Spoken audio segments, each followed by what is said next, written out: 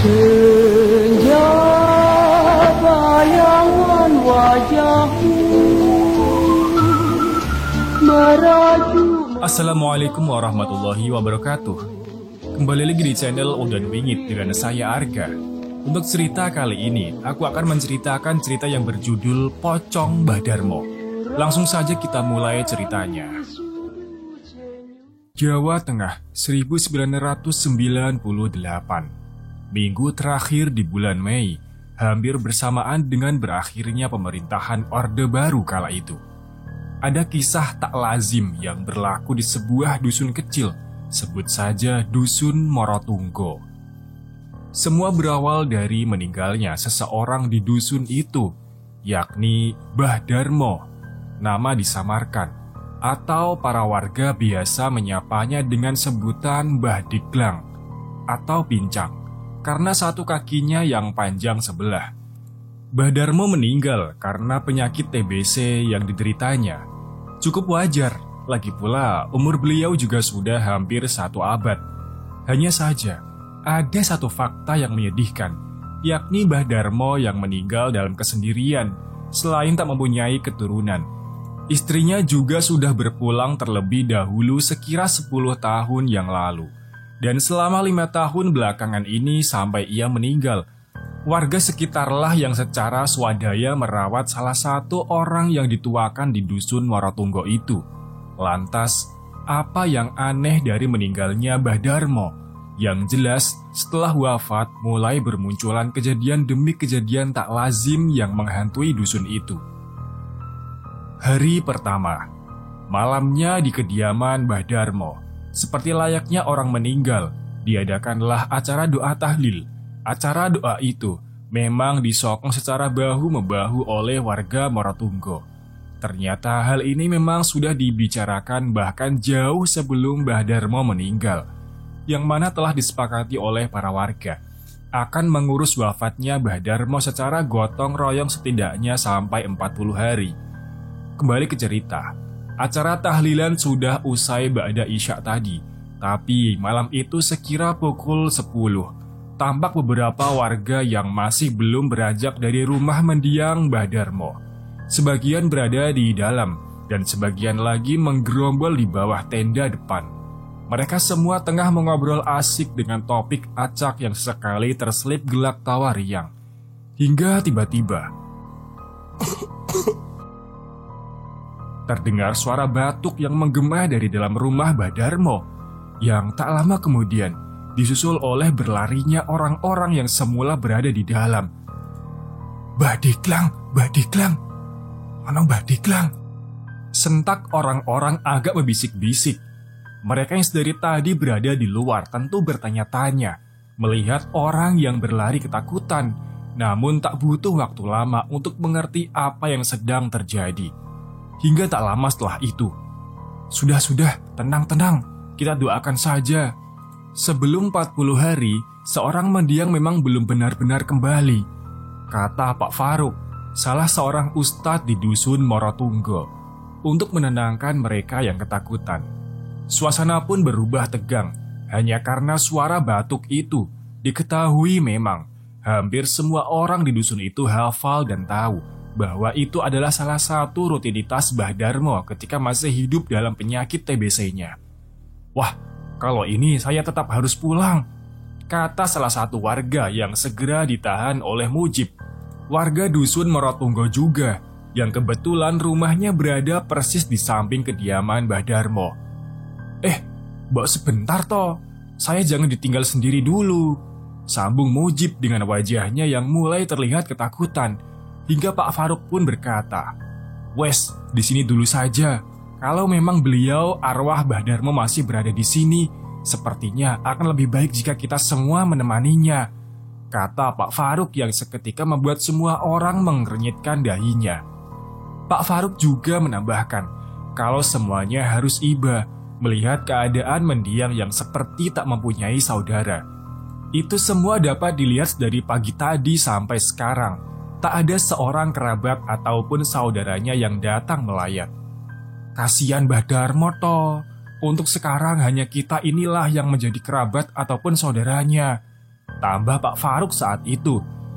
Mereka pun sempat bertahan di rumah duka untuk beberapa saat. Dan kini semuanya berkumpul di bawah tenda depan rumah mendiang. Akan tetapi ketidaklaziman pun kembali terjadi. Dan kali ini benar-benar membuat semua orang berlari ketakutan. Sama seperti beberapa saat lalu, suara batuk kering terdengar menggema dari dalam rumah mendiang Mbah Darmo. Yang jelas-jelas kini tidak ada satupun orang yang sedang berada di dalam. Pak Faruk tiba-tiba berdiri dan berjalan meragu ke arah pintu masuk kediaman almarhum Mbah Darmo itu. Warga yang sebenarnya takut tapi juga penasaran pun justru turut bangkit dan mengikuti Pak Faruk. Dan di detik inilah akhirnya semuanya pecah tak beraturan. Pak Faruk yang satu kakinya baru saja menapak lantai teras, tiba-tiba mendadak melangkah mundur dengan tangannya yang membentang sebagai isyarat untuk warga agar jangan mendekat. "Loh, kenapa Pak Ustadz? Ada apa?" tanya salah seorang di antara mereka kepada Pak Faruk. Dan terjawablah pertanyaan itu oleh sosok yang perlahan keluar dari pintu kediaman Mbah Darmo. Semua orang melihatnya tanpa terkecuali, berwujud pocong yang anehnya berjalan dengan bersimpuh atau ngesot. Terkuaklah juga suara batuk yang memang berasal dari wujud bungkusan putih itu. Dan ngerinya, terselip juga di selanya suara tangis seorang lelaki tua yang segera semakin menguatkan anggapan mereka bahwa itu adalah rintihan almarhum Mbah Darmo. Mungkin tak sampai 20 detik mereka semua terpaku melihat wujud itu, yang untungnya tak lama kemudian wujudnya menghilang. Orang-orang pun tunggang-langgang meninggalkan rumah itu. Bahkan Pak Faruk yang sepatutnya adalah orang yang paling berani di antara mereka semua pun juga turut berlari terbirit-birit. Hari kedua, esok hari, tanpa aba, kabar pun segera tersebar ke seluruh dusun Morotunggo perihal kejadian ganjil semalam di tempat Mbah Darmo. Mujib, selaku orang yang rumahnya bersebelahan dengan rumah mendiang, pagi itu sekira pukul 9, terlihat sudah berada di kediaman Pak Faruk dengan muka kusutnya. Saat itu, ia bersaksi bahwa semalam ia sama sekali tidak bisa memejamkan matanya karena terganggu oleh suara batuk, tangis, dan ketukan di pintu rumahnya. Dari tengah malam hingga azan subuh, Pak Ustadz, terang Mujib di antara penjelasannya pagi itu dengan Pak Faruk. Dahi Pak Faruk mengernyit memikirkan hal itu. Dalam hatinya ia membatin dan bertanya-tanya, jangan-jangan ada ganjalan urusan dunia pada almarhum Mbah Darmo. Pak Ustadz, tapi tali pocongnya sudah benar-benar dilepas toh? Sela Mujib yang seketika membuyarkan angan Pak Faruk. Yo wes lah. Tapi seingat saya sudah kok. Orang saya sendiri yang turun dan mengadani di liang kuburnya. Terang Pak Faruk yang malah mendadak meragu apakah tali pocong Mbah Darmo sudah benar-benar dilepas. Aduh, kenapa yo Kang? Kalau begini, saya yang susah. Sebelah rumahku persis soalnya. Tanggap Mujib dengan wajah resahnya yang tak lama kemudian dijawab oleh Pak Faruk. Wes, nanti kita cari tahu pelan-pelan. Mungkin saja Mbah Darmo memang masih ada ganjalan dunia. Yang penting nanti malam sampai 7 hari ke depan kita tetap berangkat tahlil. Kasihan Mbah Darmo sudah tidak punya siapa-siapa. Terang Pak Faruk saat itu. Singkat cerita, pagi pun berlalu, berubah menjadi malam. Dan sesuai arahan Pak Faruk, malam itu warga dusun Morotunggo tetap melaksanakan doa tahlil di kediaman mendiang Mbah Darmo. Meski yang datang saat itu tak sebanyak semalam, setidaknya masih ada orang yang ikut turut mendoakan Mbah Darmo. Prosesi pun berlangsung lancar, tak ada halangan. Walaupun setelah selesai orang-orang tampak buru-buru dan bergegas untuk pulang. Sepertinya kejadian semalam memang masih membekas di benak mereka semua. Sebentar Pak Ustadz, jangan pulang dulu, temani saya dulu sebentar di sini. Lagi-lagi ujar Mujib yang menahan Pak Faruk agar tak segera beranjak pulang mengikuti orang-orang. Melihat wajah Mujib yang terlihat resah dan tak nyaman, Pak Faruk pun mau tak mau menuruti ajakan itu.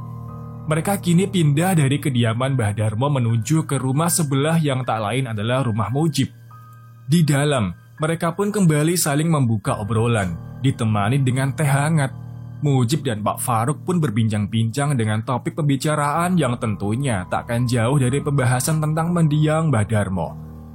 "Hus, bo wes toh Pak Ustadz. Cerita yang lain saja, jangan dibikin saya tambah takut," ujar Mujib dengan alisnya yang sedikit naik. Pak Faruk pun tampak sedikit terkekeh dan justru kembali membahasnya. Ia juga malah meminta Mujib untuk turut berpikir dan mencari apa yang menjadi ganjalan dunia almarhum Mbah Darmo. "Ah, apa yo? Wah, entahlah Kang, saya tidak tahu," tanggap Mujib yang kembali membuat Pak Faruk terkekeh dan setelah itu berkata, "Makanya kamu itu cepat cari istri, biar tidak sendirian di rumah," kata Pak Faruk yang ditanggapi oleh Mujib dengan hela nafasnya.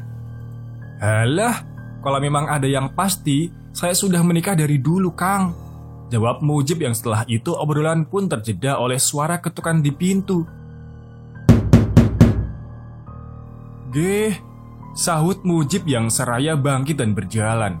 Yang mana seketika ekspresi Mujib pun berubah setelah ia membukakan pintu dan tak mendapati seorang pun di luar rumahnya. "Loh, siapa Jib?" ucap Pak Faruk yang hanya ditanggapi oleh Mujib dengan gelengan kepalanya. "Alah, masa jam segini? Belum malam juga ini," kata Pak Faruk berkelakar sembari menunjuk ke arah jam dinding yang masih menunjukkan pukul 9 malam. Maksud dari guyonan Pak Faruk ialah terbilang sangat meragukan jika gangguan lelembut atau semacamnya terjadi di saat atau waktu ini, yang tergolong masih belum terlalu larut malam. Mujib tampak mengangguk-ngangguk dan agaknya setuju dengan ungkapan Pak Faruk. Namun sayangnya, hal itu tak bertahan lama. Karena hanya beberapa detik setelah itu, ketukan pun kembali terdengar lagi, yang mana kali ini bersamaan dengan munculnya bau bangkai busuk yang kini merengsek di indera penciuman mereka. Bau itu bukan sekedar samar melewat, tapi benar-benar seperti berada di ujung hidung mereka. Pak Faruk dan Mujib pun kini hanya bisa saling menatap. Aroma busuk itu sempat bertahan untuk beberapa saat, sampai akhirnya terdengarlah suara tangisan yang sepertinya berasal dari balik pintu depan. Suaranya serak parau dan telinga awam pasti menebaknya sebagai tangis yang keluar dari seorang lelaki tua. Pak Faruk dan Mujib seketika terpaku mendengarnya. Mereka yang saat itu masih saling menatap itu pun kini tampak saling berisyarat lewat tatapan mereka. Ternyata mereka mempunyai pikiran yang sama, yakni menduga kalau suara tangisan itu adalah suara dari mendiang Mbah Darmo. Pasalnya, suara tangisannya cukup mirip dengan apa yang terjadi kemarin malam. Bagaimana ini Kang?" kata Mujib kepada Pak Faruk dengan membisik terbata. "Wes, diam dulu saja," jawab Pak Faruk lirih sembari menggelengkan kepalanya. Yang mana tak lama kemudian, semua pun menjadi lebih jelas ketika suara tangis itu mulai tercampur dengan suara rintihan.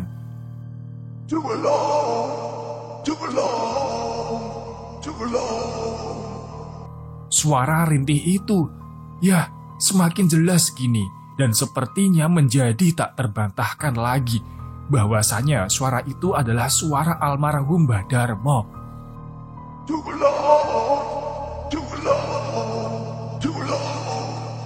Suasana pun tambah menjadi ngeri karena kini suaranya menjadi kian keras dan sekarang mulai dibarengi dengan gedoran-gedoran kasar.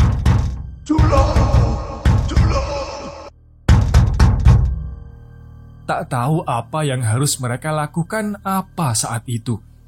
Mereka berdua kini hanya bisa menatap ke arah pintu yang menggetar karena oleh gedoran itu.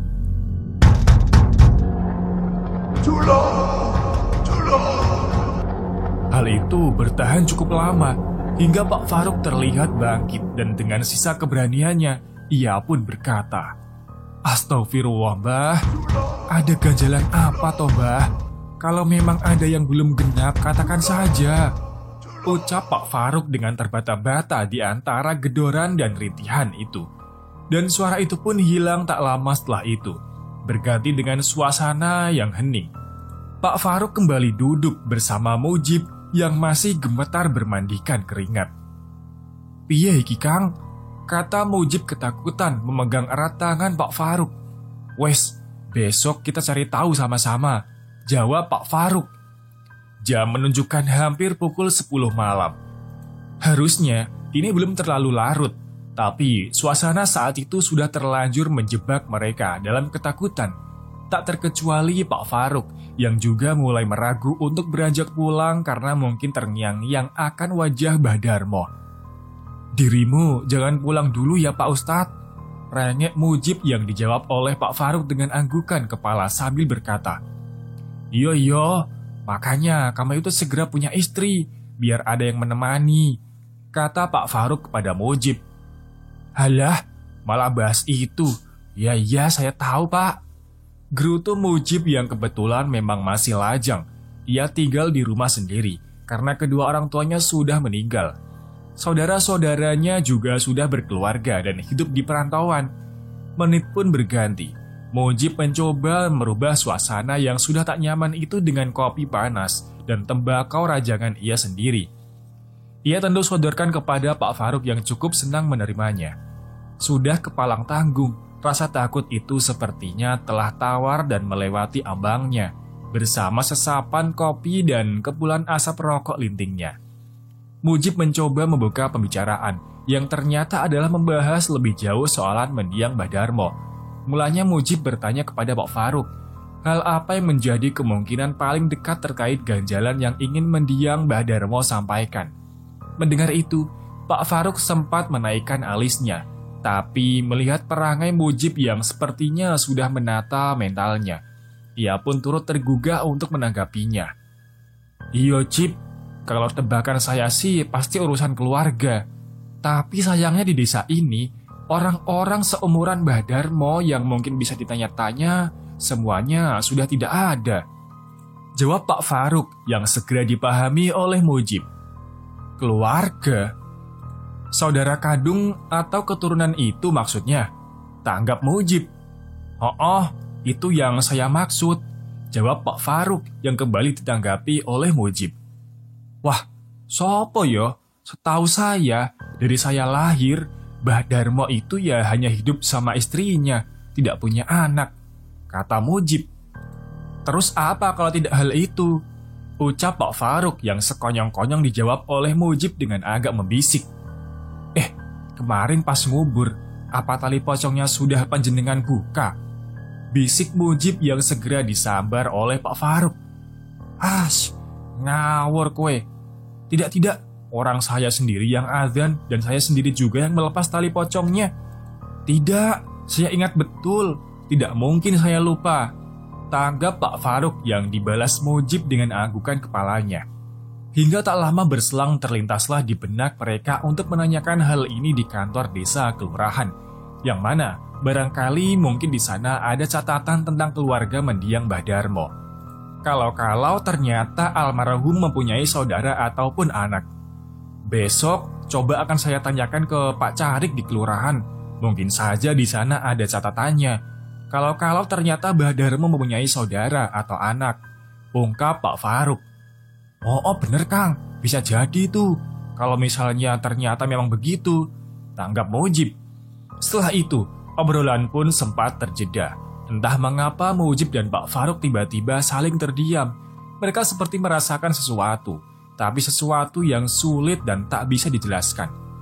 "Ngopo?" ucap Pak Faruk membisik sambil berisyarat dengan kerutan dahinya. Apa yo?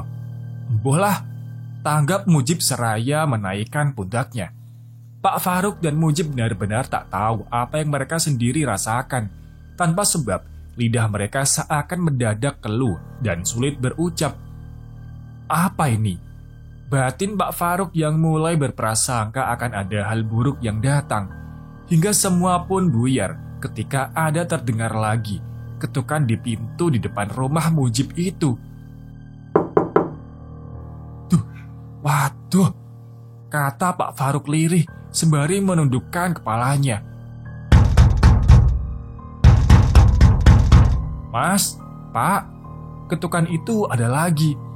Namun kali ini diikuti dengan suara wanita yang bersaut dengan suara seorang pria. Mereka hanya bisa saling pandang. Sampai akhirnya Pak Faruk seperti menyadari dan mengenal suara itu, yang menurutnya sangat mirip dengan istri dan anaknya. "Mas, Pak." Meski Pak Faruk yakin dengan itu, namun saat itu ia tetap saja meragu. Hingga akhirnya, hal itu pun terjelaskan di ketukan setelahnya. "Mas, Pak, Mas Mujib, apa ada Bapak di situ?" Suara seorang lelaki. Barulah di sini Pak Faruk cukup yakin kalau itu adalah keluarganya. Hingga ia pun bangkit dan menjawab panggilan itu. "Oh oleh, Bapak di sini," tanggap Pak Faruk yang segera berjalan menghampiri. Dan memang benar, orang yang datang itu memanglah anak lelaki dan istri Pak Faruk, yang saat itu memang sengaja menyusul karena Pak Faruk tak kunjung pulang. "Loh, piye toh Pak, kok gak pulang-pulang?" kata istri Pak Faruk begitu saja setelah dibukakan pintu. "Iya ini Bu, lagi ngobrol sebentar. Ini juga sudah mau pulang kok," tanggap Pak Faruk sedikit terbata-bata. Ia bingung hendak menjawab apa, dan tak mungkin juga jika ia menceritakan yang sebenarnya. Kedatangan anak dan istri Pak Faruk pun seperti menjadi kesempatan Pak Faruk untuk pulang. Mujib yang sebenarnya masih takut pun tak mungkin kuasa mencegahnya. Mau tak mau, Pak Faruk pun pulang bersama anak dan istrinya, meninggalkan Mujib di rumahnya, sendiri melawan ketakutannya. Aduh, ucapnya beberapa saat setelah Pak Faruk dan keluarganya berlalu pergi. Dengan sedikit berlari, Mujib pun masuk ke kamarnya, mengunci pintu dan menarik rapat selimutnya. Di atas ranjangnya, Mujib tak berhenti berdoa dengan pengharapannya agar ia bisa melewati malam ini. Terima kasih yang sudah menikmati cerita yang saya bawakan sampai akhir. Semoga terbawa mimpi. Wassalamualaikum warahmatullahi wabarakatuh. Di lembah sungai nan indah, mendenging suara memecah, melengking bunyi seruling, kala sunyi hening. Gembala meniup lagu, berteduh di rumpun bambu. Irama mengiring bayu, rasa sangat pilu. Terkenang kampung halaman, sawah serta ladang.